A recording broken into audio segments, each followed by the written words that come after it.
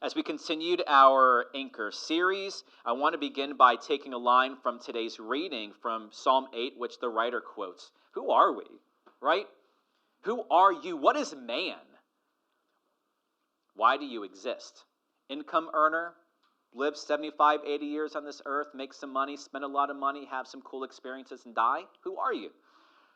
I think there's only two paths to answer this question. Either your existence is random, there's no meaning behind it, it was an accident, some weird variables, some mathematical improbabilities happen, and boom, you exist. Or your existence is intentional, and it is full of reason and purpose. And I don't believe there's a middle road for this. There's no middle fold path for us this morning. Secularism or agnosticism says there's no reason why anything exists. It is just a large-scale cosmic accident. We can't explain how it happened. And then one day, the sun is going to stop raging. It's going to cease to exist, and with it, poof, all life with it. Therefore, your existence, who you are, what you say, what you feel, what you do, what you want out of this life, it doesn't matter. It doesn't matter what you do. 50 years after your death, you know what? No one's going to remember your name or all the time you gave to that job or the vacations you took and the food that you ate, the children you had. It doesn't matter that you worked for a company for your whole life, you played games, you ate great food, you got married, you had children, you built a house. None of those things matter. If life is accidental and random, there's no reason by which you and I can say we have purpose. And if you choose to not believe in God, what I want to say to you this morning is I can respect that. I can really respect that. It's the middle option that I don't understand. You see, some people absolutely refuse to believe that their lives are meaningless. We are meaning-hungry creatures. We want to find meaning for things that we do. But you know what? This middle road, it doesn't go far enough to the God who created them to understand why is it that they believe deep down that their life matters, that what they say and how they feel and how they act matters. They're not willing to go far enough to discover that what they say and do matters eternally, not just for today and not just for tomorrow. You see, Christianity, so it's either agnosticism, secularism, or Christianity. And I believe that Christianity alone provides the most meaningful answer as to why you exist. A lot of ancient religions, you want to know why you exist? Because the vines out there fought, and then humanity exists. Seriously, that's Greek religion, that's Roman religion. That's a lot of Middle Eastern religion. Just these great cosmic forces fought, their blood spilt, and then bam, children, humanity was born. Or science, you are just accidental, just goop over years that just developed. But Christianity alone provides meaningful answers to why you exist. The middle road, stealing the adage, the baby out of the bathwater or something like that. The middle road option wants to steal the beauty, the promises, and the truths of Christianity without the God who spoke them to be. Deep down, you want your life to matter either to yourself or some other person, maybe even in this room. And the real reason deep down why you want this is because God created you. You are handcrafted in the image of God, not angels and not Jupiter, only humanity. The gospel says this: we are one human race. We're not just a bunch of different races and ethnicities. That's what humans do to kind of compartmentalize ourselves. But we are one human race, not different kinds of races. We come from one source. Every single person in the history of humanity comes from one source, Adam and Eve.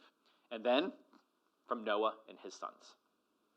We were created by God and for God. And Adam and Eve drifted from this. They are our parents. They are the figureheads of humanity. And now you and I, we're just restless.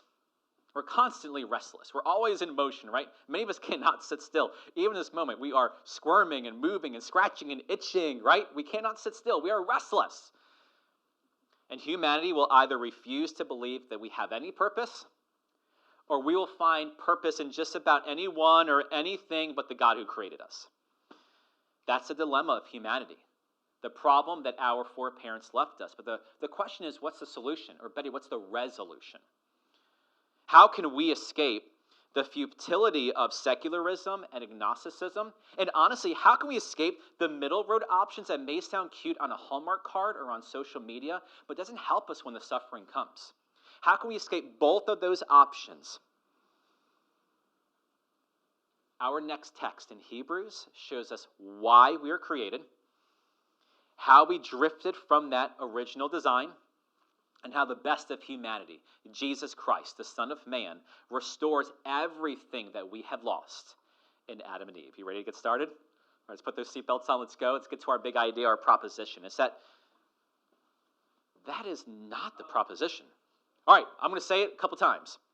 Jesus is the Son of Man who restores the glory. Jesus is the Son of Man who restores the glory that his people lost through drift. Let me say it again. Jesus is the Son of Man who restores the glory his people lost through drift. What I want you to consider is this, is that Adam and Eve are the original drifters. The reason even right now, through distraction, you're even drifting. Physically, literally, relationally, emotionally, mentally, is because your foreparents are the original drifters. They were created in the image of God. God created the heavens and the earth. He placed Adam and Eve in a place called the Garden of Eden, and they're put there for 3 reasons, Moses tells us in the opening books of the Jewish scriptures. God created Adam and Eve, and with them humanity, to rule over the earth that he created. We are God's image bearers. And at God's essence, God is not just one, he is 3. He's unity and he's community. He's Father, Son, Spirit. This means that God is ultra relational. We were created for relationships. The reason why you want to connect with somebody today, a romantic lover, a spouse, a child, a friend, whatever it is, through video games, through social media, whatever it is, the reason why you want connection is because you're made in the image of God. And we were created for relationships, to be fruitful and multiply. Moses says, to fill the earth and to rule it. You see, we were created for a crown. However you want to get that visually in your head, go there. However you want to bedazzle that crown, do it. We were created for a deeply personal and eternal relationship with the God who created us.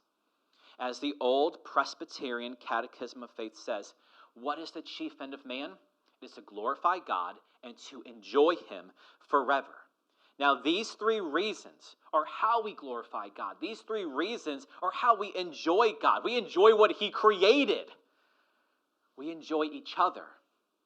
And we enjoy God, our creator. That's why we exist.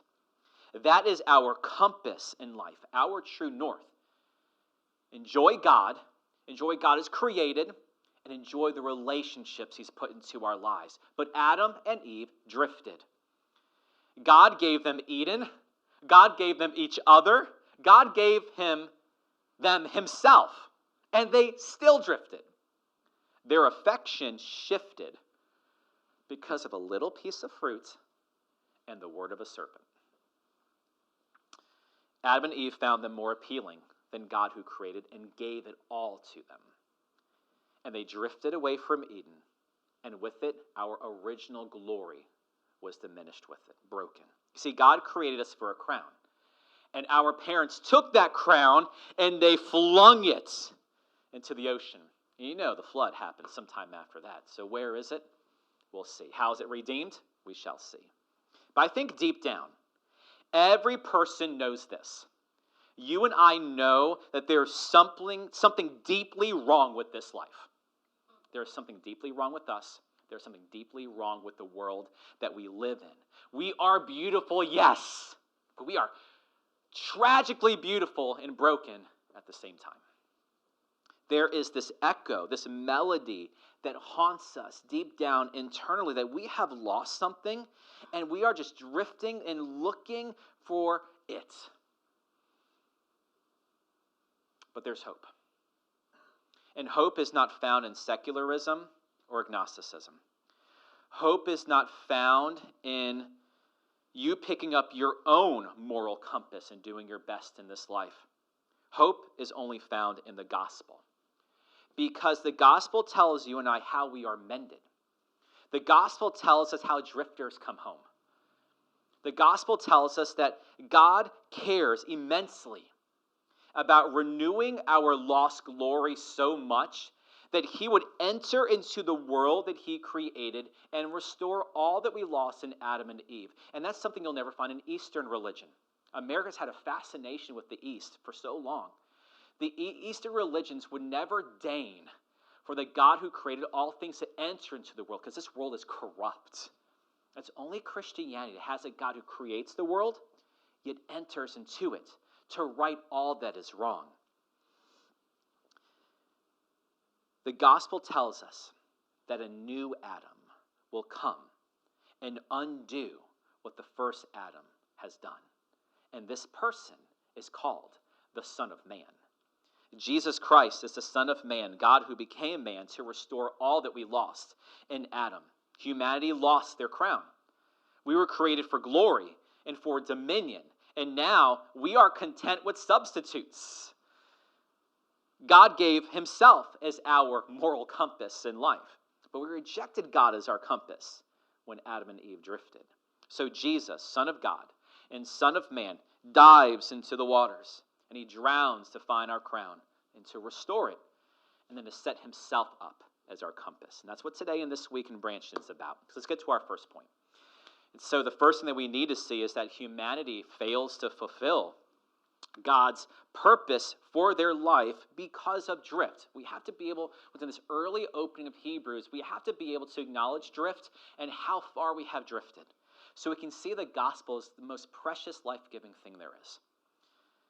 Drift is the reason why we fail to fulfill the purpose for why God fashioned us in his image. Now, let's go back from Hebrews 2 to a little bit earlier in Hebrews 1, and I want to remind you of a couple things. In the very first sentence of this letter, the writer tells us that you're living in the last days.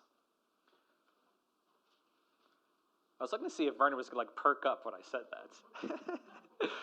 Okay, I didn't hear it. You are living in the last days. You are living in the final age. Now, we may say, Maranatha, how long, Lord, are you going to forget us, right? But we are still living in the final age, where we are on the cusp of God culminating and completing his final promise of restoring the glory of the heavens and the earth. The original audience, instead of focusing on Jesus, who renews the heavens and the earth, they focus on angels and the supernatural, lesser things instead. They're fascinated by angels. They're fixated on angels. And that caused them to drift from Jesus, the creator of the angels. The writer shows us that Jesus is begotten. He is not made, like the old great Catholic creed has taught us. He's the creator of all things, God from God, light from light, true God from true God, begotten, not made, as the Nicene Creed says.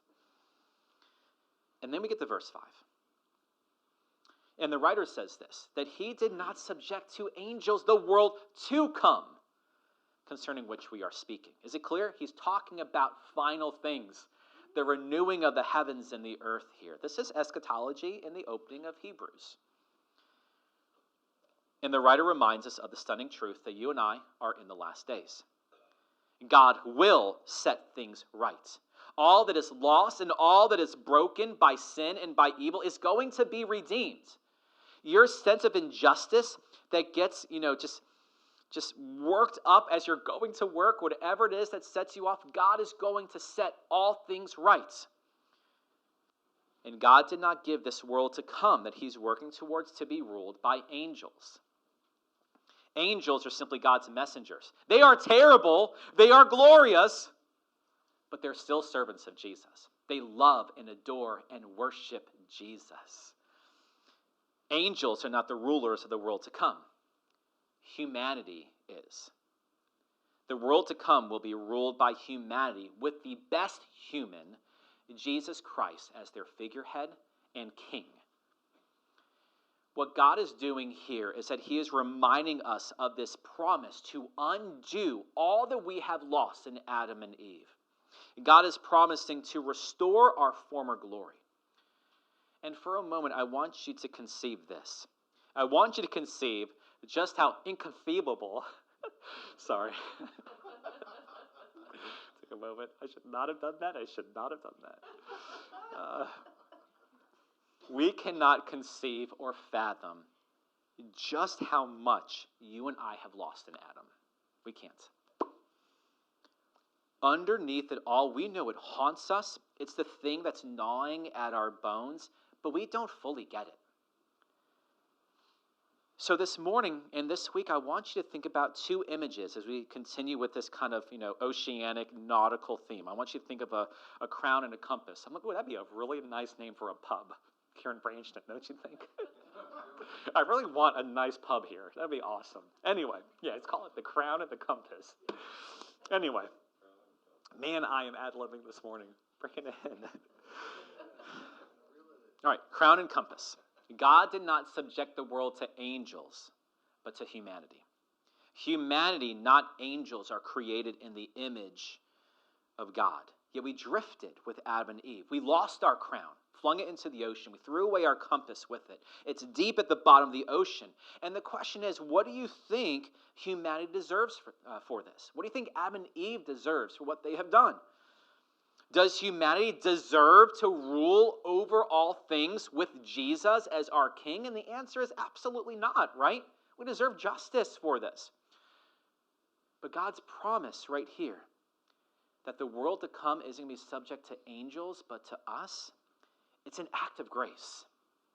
God creates us to steward the earth, to be fruitful and multiply, to enjoy God, to enjoy creation, to enjoy a marriage relationship, Adam and Eve, man and woman forever. He created this world for us to enjoy. That is our crown, and that's our compass. We're made to rule the earth as image bearers of God. We are created to enjoy the world, to enjoy the relationships that God's put into our lives as just an echo of what it means to enjoy God himself. But we abdicated the crown. We tossed the compass. And now, creation doesn't do what we say, right? It resists us. And we abuse the earth and those that are in it. We are not fruitful and multiply. Look at the declining birth rates around the world. There are thorns and thistles everywhere. In creation, in our homes, and even in our closest relationships. We are alienated from God, and even worse, people don't even flinch about it. They'll just sit there about it. Sin distorts us, creation resists us, and death rules us. We have failed to fulfill God's purposes. And to make matters worse, we don't even care. But despite this, God has grace. He gives to us not what we deserve, but what we actually need. And the Hebrews writer reminds us of God's grace by quoting a little bit of Psalm 8, David's psalm, which was written long after Adam and Eve. And I want to take a look at verses 6 and 7 for a moment. So the writer says that one is testified somewhere. Unless you have a cross-reference Bible, I'm telling you, it's Psalm 8. And here's how he quotes. What is man that you remember him? Or the son of man that you're concerned about him? You've made him for a little while lower than the angels, but you've crowned him with glory and honor and have appointed him over the work of your hands. That's our purpose. That's our compass and our crown right there. I don't think it is a coincidence that David, the great king of Israel, wrote about the crown of humanity, right? David was the youngest son of Jesse of Bethlehem, one of the smallest towns in Judah. David was a shepherd boy. As the youngest son of Jesse, who gets to be with the sheep? The youngest does. Pay your dues, right? David had older brothers who were more handsome, stronger, and wiser than him. But God took this shepherd boy from the lowest of low of Israel and placed him to the highest of highs. A reflection of what he's praying right here. God restores David to the original glory that he lost in Adam and Eve as a foreshadow of how he's going to do this for all of his people. At some point after David became king, when the crown sat on his head, he wrote this prayer. What is man that God would think about him? What is the Son of Man that God would be concerned about him? And what this means is that the creator of the heavens and the earth thinks about you. He is concerned about you today. Why? He created you in his image. Basset hounds aren't made in the image of God. You are. Jupiter isn't. Angels are not. Gabriel, Michael, none of them are. Only you. Only humanity. And from the beginning, God is working to restore this image, this broken image in you. And David reminds us right here, and the Hebrews writer echoes, that we are lower than the angels, yet we are crowned with glory. This great juxtaposition right here. We are lower, yet we are higher at the same time. Angels are terrifyingly powerful and majestic. We are not, right? Yet we are created in the image of God, and they are not. We have the crown, and they do not. God has appointed us over the work of his hands. So the writer of Hebrews is saying this. If you are going to be fascinated by something today, let it not be any other created thing. Let it be the Creator.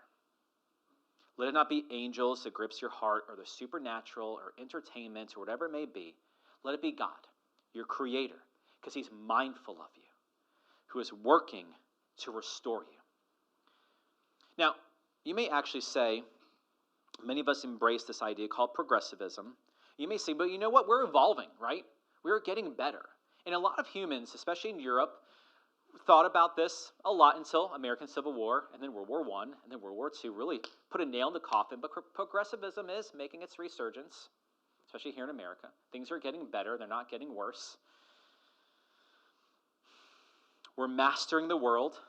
We have technology at our fingertips that people 100 years ago would think it's magic that we have today. Are we not doing what God has created us to do? And this writer, and I think the gospel would say, no, we're not.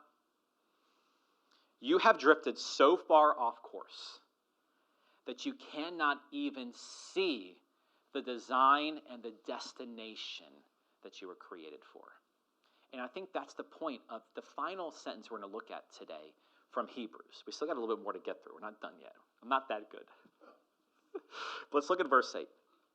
Okay, so you put into subjection all things under your feet. And in subjecting all things to him, he left nothing that is not subject to him. But this is a sentence I want you to think about right now. But now we do not see all things subjected to him. This is a major clash to progressivism. We don't see all things subjected to us. There's two ways to take this today. The world is not subjected to us. Creation fights against us, and we abuse creation. And we don't even get it. We don't even see it. We are blind.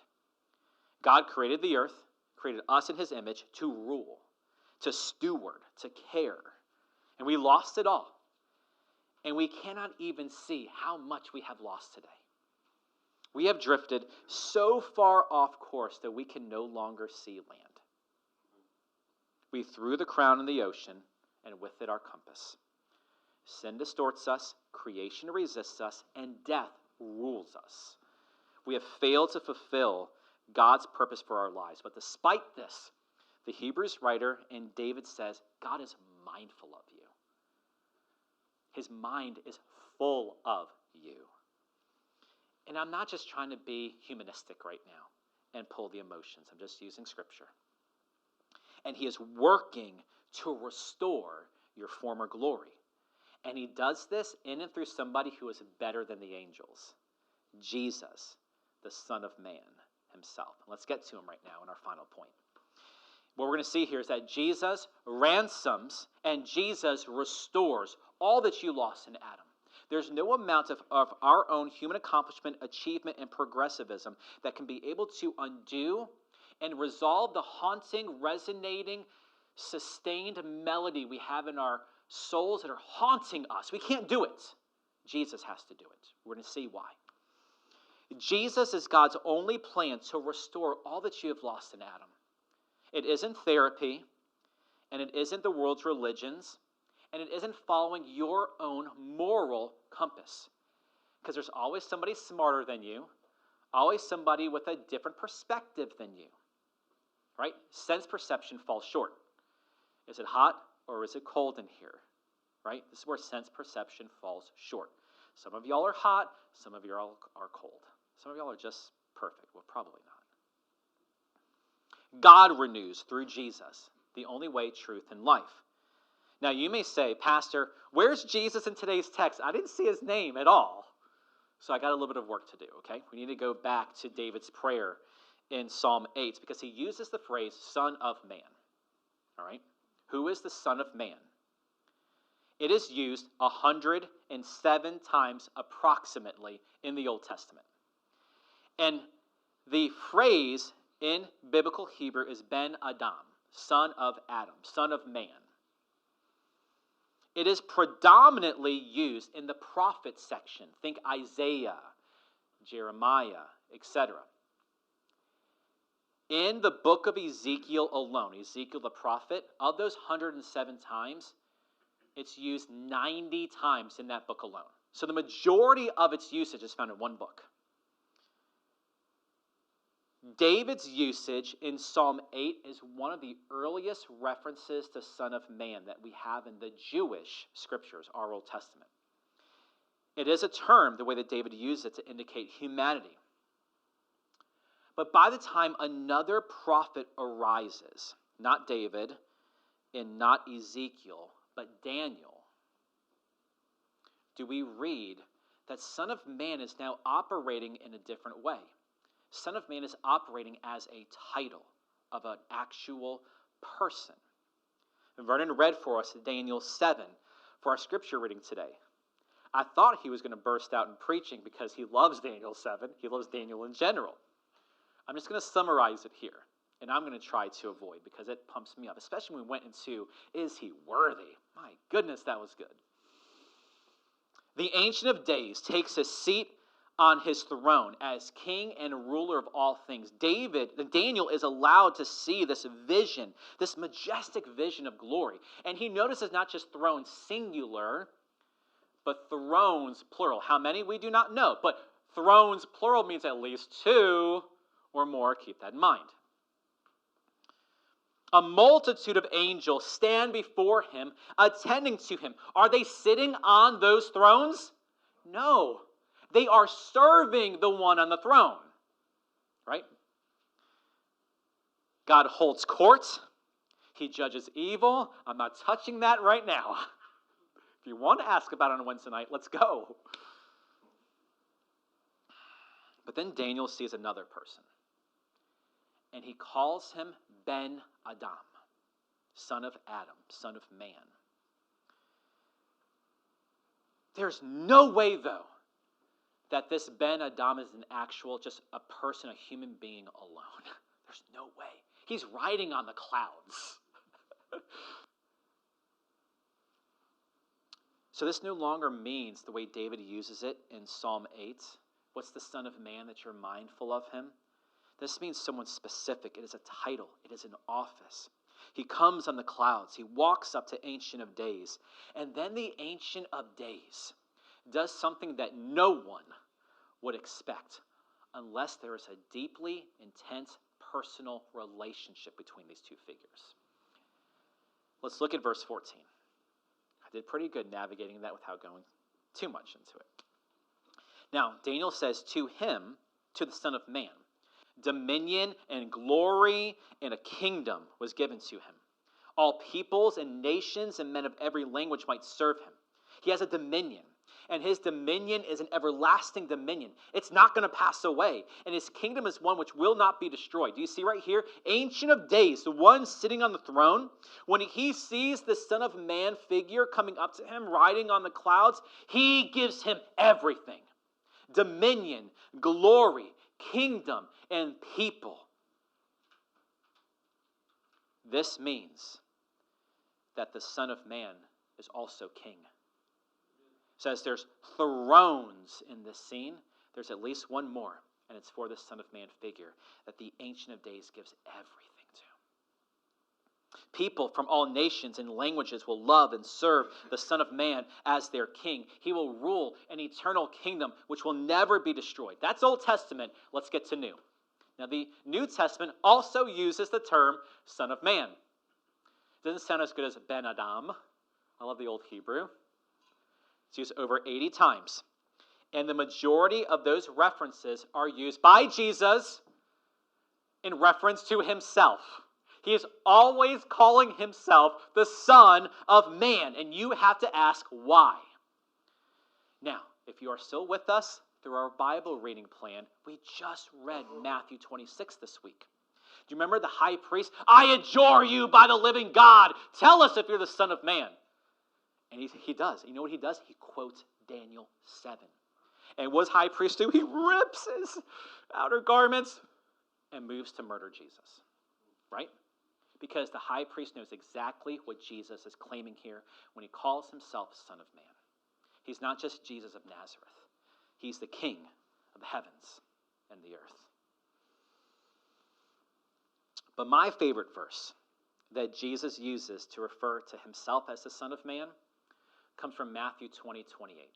Let's take a look at it. Jesus says that the Son of Man did not come to be served, but to serve. That's not an American way of living right there, is it? We are self-serving. Jesus Christ, the Son of Man, did not come to be served, but to serve and to give his life as a ransom. I'll add an emphasis for the many. The Son of Man inherits everything from the Ancient of Days. He receives a throne. He receives a kingdom. And what does this Son of Man do? He's got it all. He comes to earth. And he didn't come to be served, though that would be well within his right, correct? Foreign dignitaries show up on American soil, people are going to show up to serve them. He didn't come to serve, but to be served. He came to serve. And the question you got to ask yourself is, what king does this? What powerful figure does this? Serves instead of being served. What does this king do? He gives his life as a ransom for the many. You have to think about it for a moment. What does it mean that Jesus, Son of Man, who has eternal glory and honor and dominion, the kingdom, what does it mean he gives his life as a ransom? And honestly, I don't think there's a better way to say it. I'm on a little C.S. Lewis fix right now than C.S. Lewis in Mere Christianity. I was searching through this morning. I'm so thankful Zach got my text to add this quote. But he says this in Mere Christianity. C.S. Lewis says, the Son of God became a man to enable men to become sons of God. This is more than chiasmus. It's inverted structure. Jesus ransoms and restores by giving himself up. Becoming man means Jesus gave up his throne, his glory, his dominion, everything we read about in Daniel 7, and he took on flesh. He lived a human life, and he died a human death. He takes on the death that we deserve so that we can take on the life that he deserves. God becomes man and dies to pay the cost, as we're going to read pretty soon, to bring many sons to glory. That's why he did it. That is the beautiful truth about the gospel. Because of Adam and Eve, you cannot see the glory by which God created you for. You are in the dark. Paul's sermon in Athens, he'd say, we're like groping around in the dark, trying to find something that could resemble the God that we know our souls are longing for. You're satisfied by lesser things. As Dr. Lewis would say, you're okay making mud pies in the slums of Oxford for the rest of your lives. You don't even budge at the offer of a holiday by the sea because you and I are far too easily pleased. So the king becomes the ransom to pay for what you and I could not pay. Now, when you think of ransom, you should think of a hostage, right? But in this situation, you are the hostage. On a spiritual level, you are in a chair don't know, you can think of like Liam Neeson's Taken or something. I don't know, whatever ransom hostage movie that you love. You are in the chair, blindfolded with ropes, and your hands are tied down, your arms are tied down to the chair. And no matter how much you wiggle, you can't do anything. Luther calls it the bondage of the will.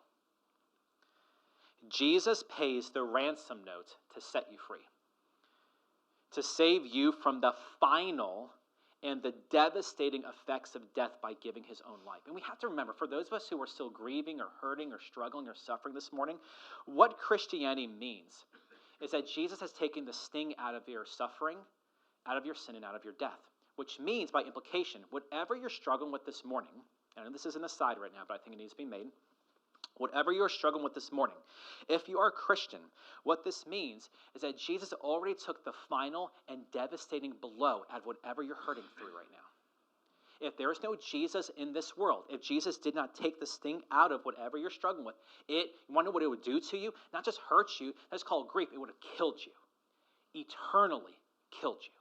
That's what the gospel means. So what this means for us today is that Jesus restores what you've lost in Adam. And being a Christian means day by day, through a meaningful, personal relationship with God through Jesus, his word, prayer, his church, the image of God is being restored in you. We see this in Peter and Paul, right? We brought this up last week. The gospel in action looks like this. God takes cowards and makes them courageous. God takes persecutors and turns them into pastors. But what about you today?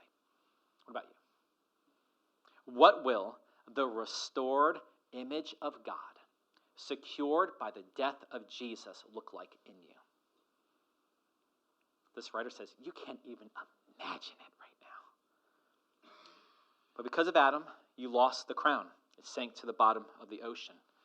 And as we've discussed, you cannot swim down to the depths of the ocean and retrieve it on your own. The pressure will break you. You will die. You don't have the strength. But what if there is a person who can dive to the bottom of the ocean and the pressure will not destroy him? What if he can dive down, retrieve the crown, rusted, and restore it to its original glory? That's what Jesus did for us.